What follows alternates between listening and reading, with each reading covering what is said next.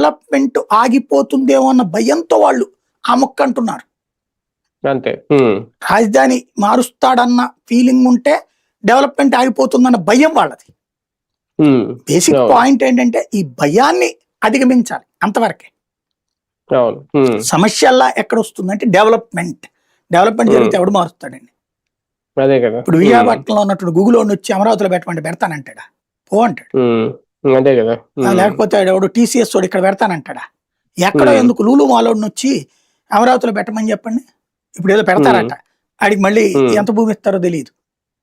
First అక్కడ కాదు ఇక్కడ కట్టమానండి అమరావతిలో. అమరావతిలో షాపింగ్ మాల్ కట్టమండి. నోవాటెల్ వాళ్ళని ఫస్ట్ హోటల్ 5 స్టార్ హోటల్ ఇక్కడ కట్టమనండి. ఎందుకు కట్టట్లేదు?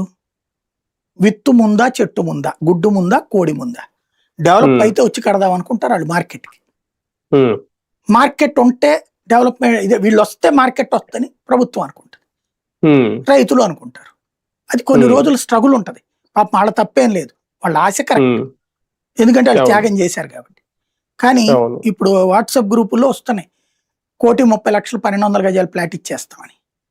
అంటే ప్రభుత్వం ఇచ్చిన ఫ్లాట్లు, రిటర్నబుల్ ఫ్లాట్లు. దాన్ని ఇదివరకు వాళ్ళు ఏమి ఎక్స్పెక్ట్ చేశారు? 4 కోట్లు 5 కోట్లు అని. 1200 గజాలు 1,30,00,000 1,20,00,000 అంటే అంత గజం 10,000 పడింది. ఏంటి అక్కడ క్రమంగా ఇప్పుడు ఏం లెక్క? నేను ఒక వ్యక్తిని అడిగా, మరి ఎట్లా ఎందుకు చేస్తున్నారంటే వీళ్ళు ఇప్పటికిప్పుడు డెవలప్మెంట్ ఏం కాన్సెప్ట్ కాదు,